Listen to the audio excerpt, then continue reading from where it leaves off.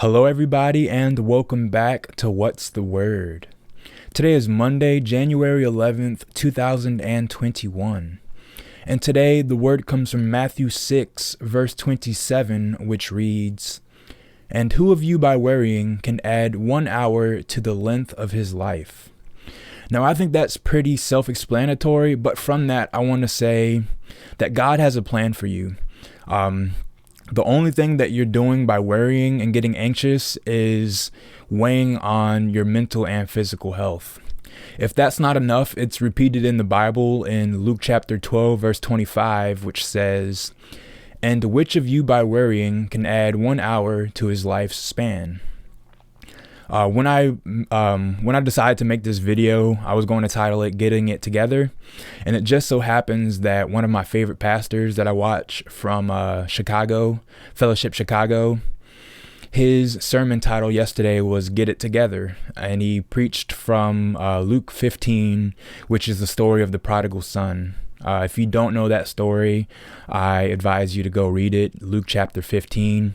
But the steps to getting it together, getting your life together, are getting your mind together, then getting your mouth together, then getting your movements together.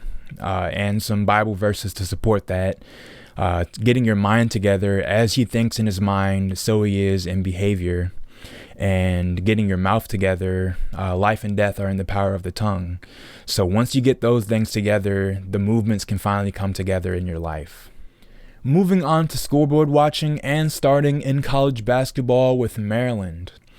The Terps have had 3 games in the past week, the first happening last Monday, which they lost to Indiana 63-55. Neither team shot the ball well from 3, with Maryland shooting 28%, while Indiana shot 18%. Maryland was out-muscled down low as they were out-rebounded 43-33 and lost the paint battle 36-24. The Terps also failed at the free throw line as they shot 53%, or 8 of 15, while the Hoosiers were 83%, shooting 15 of 18. Their next game on Thursday, Maryland lost to 5th-ranked Iowa 89-67. The Terps jumped on the Hawkeyes early with a 19-9 lead, but it was a completely different game after Iowa switched to a zone defense. Maryland was stuffed inside, only scoring 16 points in the paint, and they went cold from distance, attempting 35 threes, but only making 12, good for 34%. Iowa's senior center and D.C. native Luke Garza scored a game-high 24 points. That brought us to yesterday's game, where Maryland defeated 12th-ranked Illinois 66-63. Without their leading scorer, Eric Ayala, who injured his groin in the loss to Iowa, many thought that this would be the Terps' 4th consecutive loss. Instead, senior Daryl Morcell, playing in his 2nd game since suffering a facial fracture, buoyed the Terps with a 19-point game, including 11 in the first 6 minutes of the second half. Sophomore guard Hakeem Hart's 3-point shot with 4 minutes and 8 seconds remaining gave the Terps the lead, and they did not look back. Maryland was still taken advantage of in the paint, but they came away with the win thanks to shooting 14 of 17 at the free throw line. That was pretty impressive for Maryland, as coming into the season, they were shooting 67% from the charity stripe. In this game, they shot 82%. If Maryland's going to start competing in the paint, they need their 7'2" center Chol Mario to step his game up. Head coach Mark Turgeon did say that he's not the answer to their problems because he's not really a low post guy. But, despite having that frail frame, he is 7'2", and the length should cause some people problems defensively. He really just has to work on his base. But next up for Maryland, they will host Nebraska this Saturday at noon. For the Hoyas, it's been a week of heartbreak. Georgetown's first game was on Wednesday, which they lost to Butler 63-55. The Hoyas faltered again down the stretch, blowing another double-digit lead after missing 14 of their final 15 shots. Head coach Patrick Ewing chalked it up to bad decisions, bad shots, and turnovers, as Georgetown, who entered the game with the 4th worst turnover margin in the nation, added another 15 miscues to their totals. Their next game on Saturday, Georgetown lost to Syracuse 74-69. Georgetown trailed by 16 early in the second half, but fought to bring the game within 3 points at 68-65 with 3 minutes remaining. However, they only made 1 field goal thereafter and committed 4 of their 12 turnovers in the last 4 minutes of the game. Next up for Georgetown, they'll host DePaul this Wednesday at 7 p.m. On to the NFL and Super Wild Card Weekend, where the Washington football team's Cinderella run to the playoffs came to an end, losing to the Tampa Bay Buccaneers 31-23. Quarterback Alex Smith was inactive, dealing with that calf strain, so Taylor Heineke got the start. And before I get to the game itself, let me flash you back to last week, and Washington can move forward with their best opportunity. Alex Smith is obviously a game manager, known for not turning the ball over, but he has 8 interceptions on the season. And with that lack of mobility, facing a really good pass rush from the Buccaneers, I think Tyler Heineke gives them the best opportunity. Getting just his second career start, Taylor Heineke threw 26 completions on 44 attempts, going for 306 yards and a touchdown, which was that beautiful 11-yard strike to Steven Sims. Heineke also threw an interception, but that wasn't entirely his fault, as the ball was tipped at the line of scrimmage, and I don't think that Terry McLaurin gave 100% effort coming back for the ball. Speaking of that mobility that I mentioned, Taylor Heineke did carry the ball 6 times, going for 46 yards and a touchdown, mostly showing off his elusiveness and his ability to keep the play going, especially on that 8-yard touchdown scramble, which you can see here. Does a great job just keeping the play alive and then eventually finding a lane and diving from about the 4-yard line to get into the end zone. Unfortunately, I think this is the play that he injured his shoulder on. You can see that he lands pretty hard on that left shoulder, and we did find out that he separated the AC joint on that shoulder. Heineke, unfortunately, was Washington's lead rusher on the game, as Antonio Gibson only went for 31 yards. But I think that's mostly because Tampa Bay had the number 1 rush defense, but also because Antonio Gibson still didn't look like he had his full explosion, still dealing with that turf toe. In the receiving game, wide receiver Cam Sims went for 104 yards on 7 catches, but he did have that really bad drop in the first quarter. Washington could have scored on that drive. They would have been in really good field position had he caught that ball. Instead, on a few plays later, Taylor Heineke threw that interception, and Tampa Bay was able to go up 9-0 as they missed the extra point. Defensively, Washington gave up 507 yards, but of course they were going against the greatest of all time, Tom Brady. And Daron Payne had a really good game, getting 2 sacks and a forced fumble, which was recovered by John Bostic. But Washington could not stop the run. Leonard Fournette went for 93 yards and a touchdown, carrying most of the load, if not all of it, as running back Ronald Jones II was injured during pregame warmups, so Fournette got the most of the load. Tampa Bay's lead receiver was Mike Evans, who, although he was kept in check during the first half, only getting 1 catch, went off for 119 yards and did not look limited by that knee injury. The story of the game for me was field position. I thought going into the game, the best way to handle Tom Brady was not giving him a short field. And what did we do? Not just with the interception, giving them the ball with about half the field to go, but that terrible onside kick call. Ron Rivera tried to explain himself, saying that it was poorly executed. He wanted it to be a chip shot in between the dead area of the coverage team's blockers, but obviously that was poorly executed. And The onside kick that didn't happen. About 4 minutes left in the game. Tampa Bay looked like they were ready to field an onside kick. And I thought this was the perfect opportunity to go for that chip shot that Ron Rivera was talking about. Tampa Bay had their hands team at the line of scrimmage and about 2 returners deep. And I thought that was the perfect time to kick the ball, get that little chip shot over the hands team, and use the speed that Ron Rivera was talking about and try to get that onside kick there. Obviously, that didn't happen, and Washington would go on to lose, and their season is done. With Washington's season officially over, let's look at some year-end awards as well as some needs for the 2021 season. Starting with the most obvious, quarterback Alex Smith should win Comeback Player of the Year.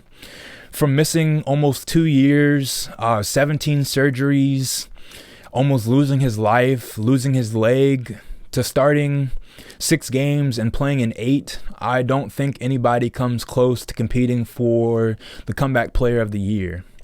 Next up is the Defensive Rookie of the Year, and I think that should go to Chase Young. He led all rookies with 7.5 sacks, 3 forced fumbles, and 4 fumble recoveries, and he also had that touchdown. Not only was he voted to the Pro Bowl, but he was voted a captain as a rookie, and that's pretty impressive. The only defender that I think comes close in votes, and probably not that close, is Patrick Queen for the Baltimore Ravens. The next award, and I don't think this one is as obvious, but I do think that he stands a pretty good chance, is Ron Rivera for Coach of the Year. Battling cancer, exceeding expectations. The team was 3-3 last year, and they came back to be 7-9 this year with 4 different starting quarterbacks, and they won the division. So obviously, there are some better coaches that led their teams to better records, but I think Ron Rivera has to be in the discussion for that one. Next up is the 2021 needs for the season. Here is a list of their free agents, and don't mind me as I look at my phone so I can go through this list of free agents one by one. I think Washington absolutely needs to bring back Brandon Sheriff. Their right guard, one of the best right guards in the league, voted to the Pro Bowl and voted All-Pro first team. He's going to command a hefty salary, but I do think that Washington needs to pay him and really stabilize that offensive line that played pretty good this season. Next up, Ryan Kerrigan, one of my favorites, a fan favorite through and through, drafted by the team in the first round in 2011. I don't think he comes back. I really want him to, but he wants a starting position in this league, and I don't think that Washington offers that, obviously, with Chase Young and Montez Sweat, who led the team in sacks. Would love Ryan Kerrigan to come back. It was reported that he requested a trade early in the season, and to try to appease him, Washington gave him some more playing time down the stretch, but he does want to be a starter in this league. And after the game, it looked like he had his final curtain call at FedEx Field, coming out onto the field and just taking a final look. So I think that his time in Washington is unfortunately done.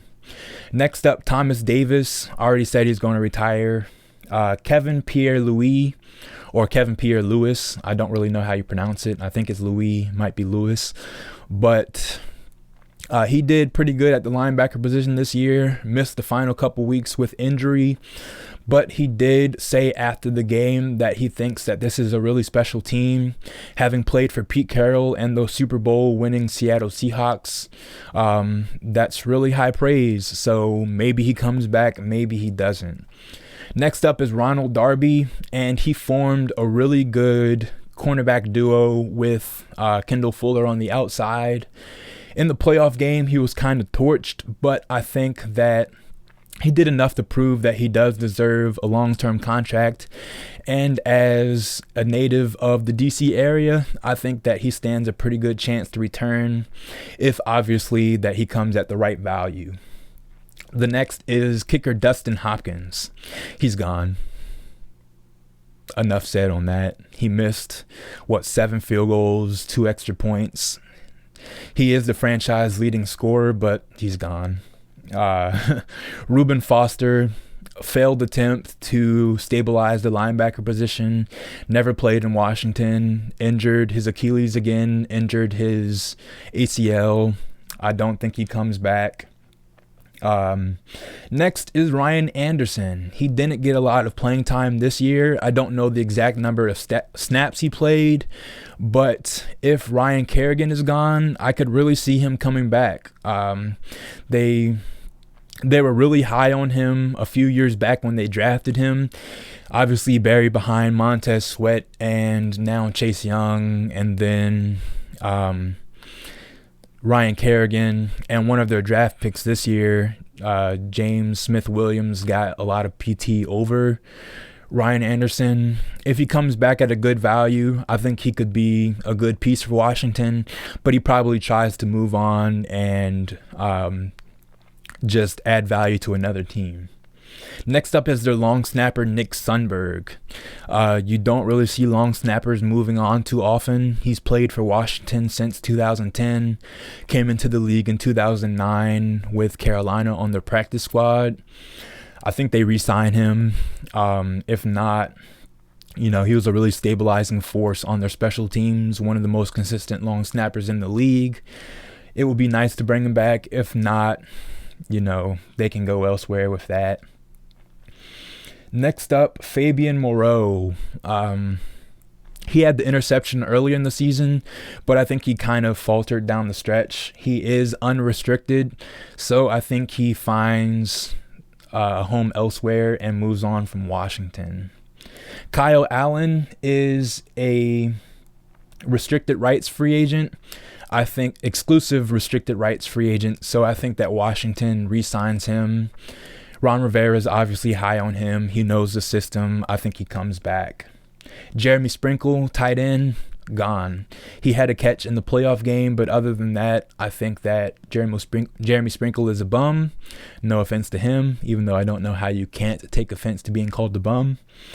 And then Danny Johnson, cornerback, more of a return man. He is a restricted free agent, so Washington holds those rights, but I'm not sure if they really care to bring him back. They'll probably end up tendering him, which means that they'll give him a competitive offer. I don't know if he comes back. Cam Sims, he is an exclusive rights free agent for Washington. I think they'll end up giving him another opportunity. He is inconsistent, as he showed throughout the season, but when he is hot, he is definitely hot. Last but not least, Taylor Heineke. He will be a restricted free agent for Washington, and this is breaking news for the Wizards. I will cut this into the segment, but Russell Westbrook will miss the next week due to that quad injury, so this will be cut into the Washington Wizards segment. But yeah, back to Taylor Heineke. He's probably not quarterback one. He'll be able to compete for that. But if he comes back at the right value, I definitely think that Washington needs to consider bringing him back. Obviously, only playing 5 quarters with Washington, only having 2 career starts. But I think that he showed enough to get a deal with Washington. For the first time in a long time, the Washington football team does not have much drama heading into the offseason. I think that they need to hire a GM, which is on Ron Rivera's list of things to do. My personal favorite would be to promote Kyle Smith from within the organization, but reportedly they've been looking at outside options, including Rick Smith, who was a GM with the Houston Texans, as well as the Carolina Panthers GM, who is now available. Obviously, he has a connection with Ron Rivera and the rest of the staff, which was brought over from Carolina. But we shall see what is to happen. Next up on Ron Rivera's big board of things that need to be looked at is quarterback. Alex Smith has not made a decision whether or not he will retire. He is under contract if he does decide to come back. So that's obviously an option. Kyle Smith, who I mentioned in the last segment, should be brought back as a restricted rights free agent, as well as Taylor Heineke. Hopefully he comes back at the right value. And outside of that, there are some trade options. Deshaun Watson is reportedly disgruntled in Houston. I don't think that Washington should give up what it takes to get him. Matthew Stafford, the same deal, and Matt Ryan, the same deal.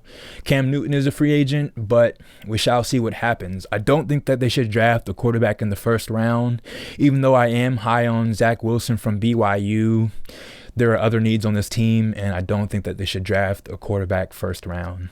As for who they should draft first round, my two takes are either a wide receiver to pair along with Terry McLaurin, although there are some really good free agents, and I'll get to that in a second, or offensive line. I don't know the prospects right now for offensive line, but Washington's offensive line did solidify itself as the season went on, but I do think that you can build on a position of strength like they showed with the defensive line over the past 4 seasons, drafting a defensive lineman in the first round.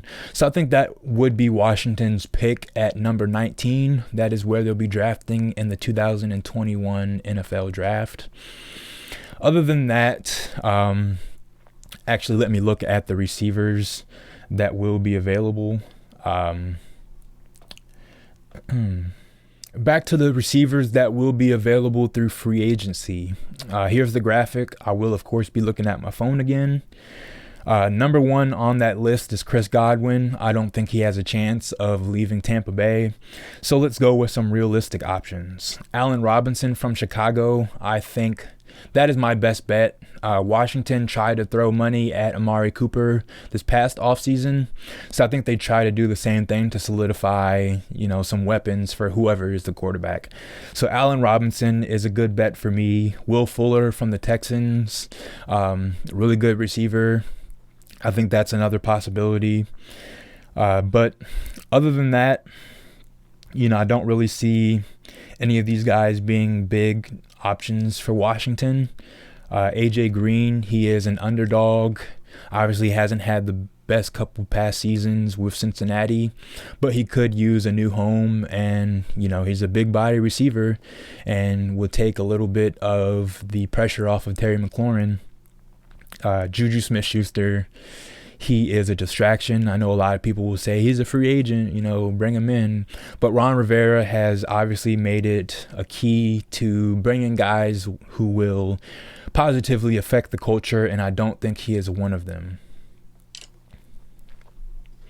Other positions of need include linebacker, with Thomas Davis retiring, Reuben Foster likely being gone, and Kevin Pierre-Louis being a free agent.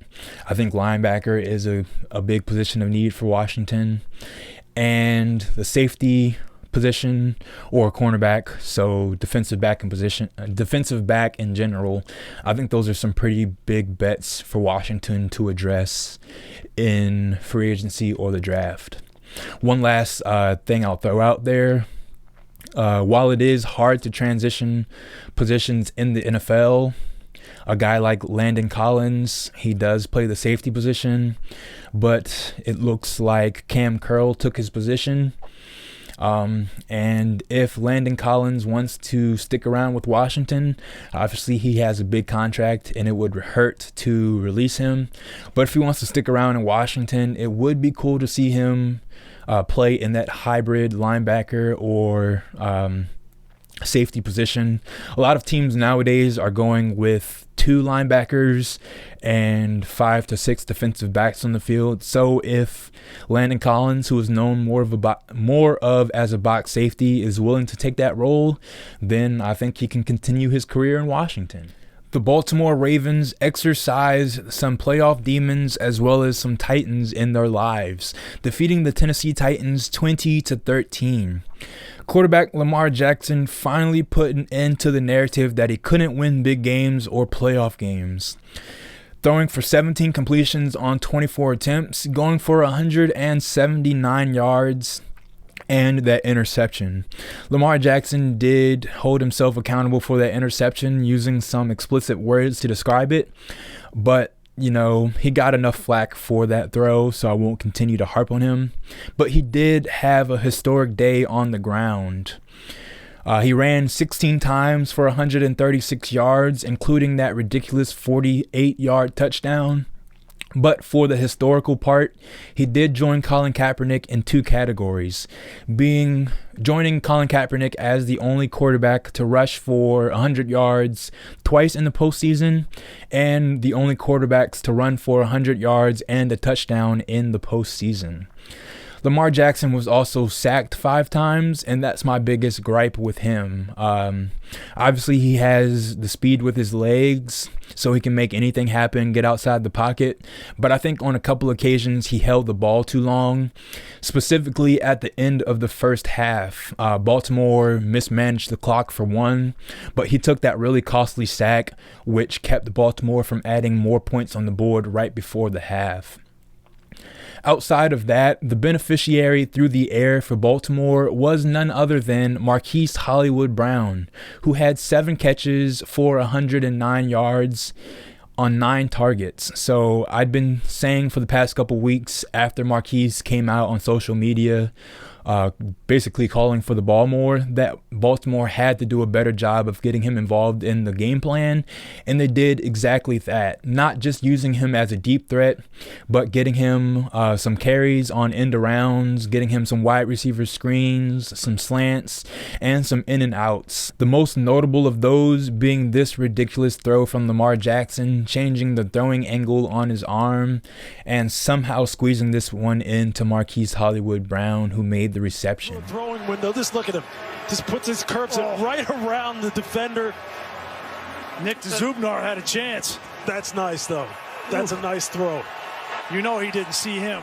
Defensively, Baltimore did just enough. They only came up with 1 sack on the game, Derek Wolfe registering that, but they did their job where it needed to be done, holding Tennessee running back Derrick Henry to only 40 yards on 18 carries.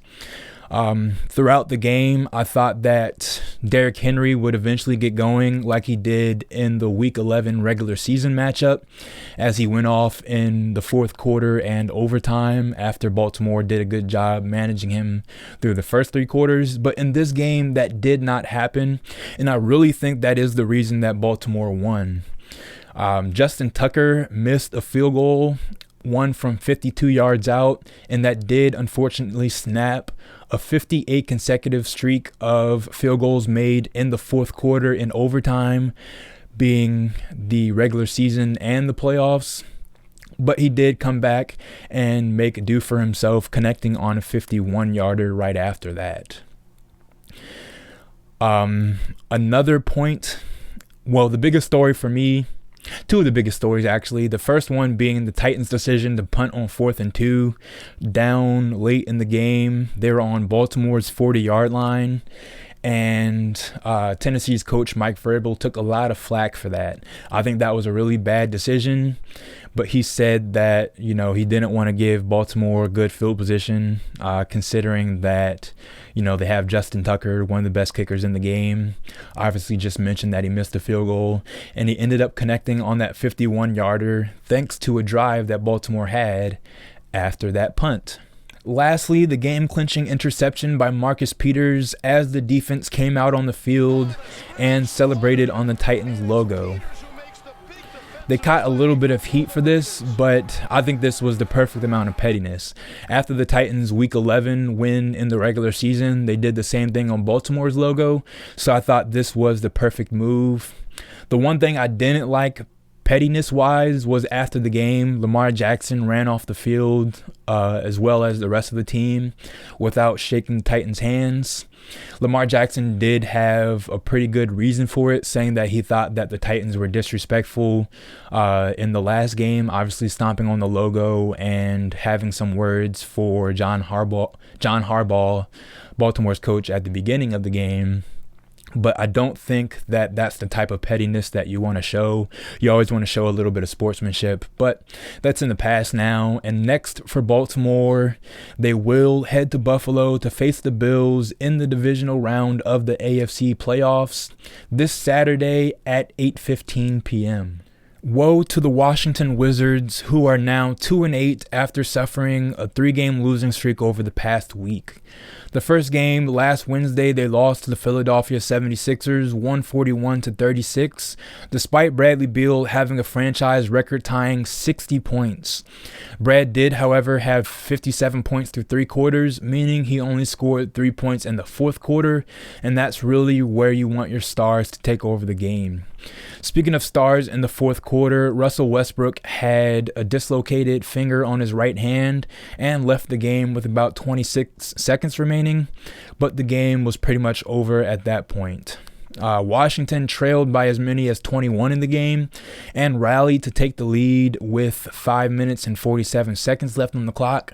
But Joel Embiid was too much for the Wizards as he went for 38 points, and the Sixers killed Washington from deep, shooting 18 from 29 for 3, which is good for 62%.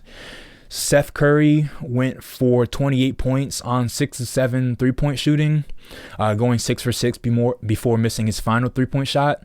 But after the game, Scott Brooks said on Seth Curry, who then tested positive for COVID, that good thing the Wizards didn't come within 6 feet of them. And that's really not something Washington should be joking about. They really have to do a better job closing out on 3-point shooters.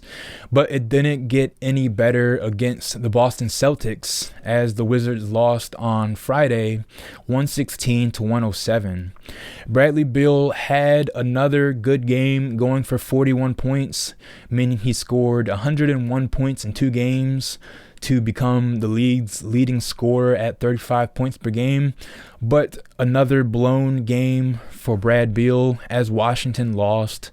They trailed by as many as 28, bringing the score within 4 at the 7-minute and 36-second mark. But Washington has to do a better job. They can't get behind by so many points.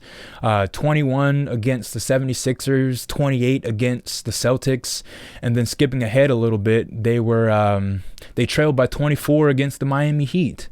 But back to that game itself, Russell Westbrook, with his fingers taped due to that dislocated finger, only had 12 points on 25% shooting, which was 4 of 16, but he did go 2 of 5 from beyond the arc, and of course 7 turnovers, so he really has to do a better job of taking care of the ball, as do the Wizards in general. But the Wizards did do a good job of taking care of the ball against the Miami Heat on Saturday. Still, they lost that game 128-24. Russell Westbrook was out due to a quad injury, and we now know that quad injury will keep him out for a week. And that really sucks. I've been saying since the beginning of the season he doesn't look fully healthy. We kind of know the reason now. You know, he hadn't been dunking. His legs hadn't looked there on the shot, although he's not really the best shooter to begin with. But now we know that the reason is dealing with some quad soreness. And also out for the game was Bradley Beal, who missed the action because of health and safety protocols. He came in close contact with Jason Tatum of the Celtics, who then tested positive for COVID, but Brad tested negative both times, so he should be able to return in the next game, and I'll get to that in a second. But for this game itself, Thomas Bryant left in the first quarter with a knee injury, which we found out was a partially torn ACL in his left knee, so he will miss the remainder of the season. Prayers up to Thomas Bryant, but that really hurts. He was our 3rd leading scorer, having a career season so far, the 2nd most efficient center in the league, 2nd most efficient player in the league, actually, behind Nikola Jokic for the Denver Nuggets. So that really hurts. Washington now needs to find a center. They have Robin Lopez and Mo Wagner, as well as Onzic Pasasneaks on the roster. Robin Lopez did a really good job stepping up against Miami, but he's not the type of center that you want playing more than 25, even 20 minutes a game. Mo Wagner really stepped up as well, showing that he can hit that 3-point shot and being a pest defensively, but still his feet are slow and he's not a rim protector. So Washington probably needs to find somebody else. I mentioned Onzic Onzic Pasasneaks. He is on a non-guaranteed contract, and in the one game he did play the season, he had 6 turnovers in 5 minutes, or 5 turnovers in 6 minutes, however it went. So he is not the option that you want to go with. So Washington needs to find somebody to pick up the production in the front court for Washington.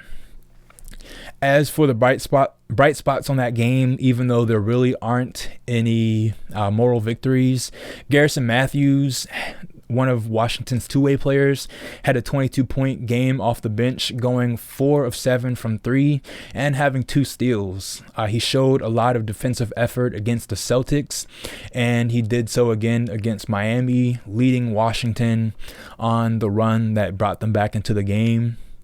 And I really like his game right now with the injuries, especially to Russell Westbrook, and with Brad having to sit out last game with the COVID protocols. He really stepped up and really did his due diligence. I think going forward, he should find his way into Scott Brooks's rotations, although that is another thing to be said. Scott Brooks's rotations have been terrible, so we shall see if Garrison even gets into the game going forward. But another good game. Another player who had a good game was Denny Avdia, who went for 20 points. The rookie was 5 of 9 from 3-point range, including hitting 3 consecutive threes in a row. And of course, the knock on him was his 3-point shooting, so it's nice to see that he's been really working on that and proving that he is a 3-point shooter at the NBA level. This comes after not scoring a single point against Boston in about 16 minutes. He played 30 minutes in this game, going for 20 points, so I was really excited to see Denny Avdia have a good game. But on the other side, Miami's Tyler Hero went off for 31 points. Again, another 3-point shooter that Washington could not close out on, as well as Goran Dragic, who went 5 of 7 or 6 of 7 for 3 in the game. So Washington has to do a better job of defending the 3 if they want to win some games. And the next opportunity for them will be today. That is against the Phoenix Suns at 7 p.m. And as I mentioned, Bradley Beal should be available to go in this game. The last bit of local news comes from the Washington Nationals, who signed outfielder Kyle Schwarber to a 1-year, $10 million contract. Schwarber comes over from the Chicago Cubs after they non-tendered him, hitting .188 with 66 strikeouts over 59 games. The numbers in 2020 don't look too great, but neither do a lot of people's numbers in 2020, other than Juan Soto, who had a magnificent year for the Nationals. But this is a really good move for the Nationals. They add another power-hitting left-handed bat to their lineup. Right now, Davey Martinez has him hitting in the cleanup position. I don't know if that lasts because of the strikeouts. He struck out over 140 times in the past 3 seasons, excluding last year, 2020.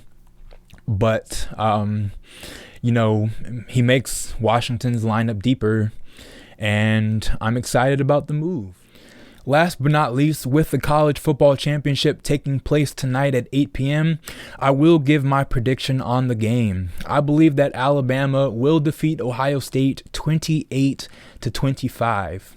I don't really have any particular reasons behind that, but I think that the Washington football team players will have a rooting interest on this game and maybe some friendly wagers, as 2 of Washington's defensive stars, Jonathan Allen and Deron Payne, both coming from Alabama, and Terry McLaurin and Chase Young coming from Ohio State. With this game happening, as well as the NHL season getting underway on Wednesday, with the Washington Capitals playing both Thursday and Friday against the Buffalo Sabres, you can probably expect another video out of me this week, hopefully not as long as this one. But that is all I have for this episode. Thank you everybody for making it through this lengthy episode, and God bless.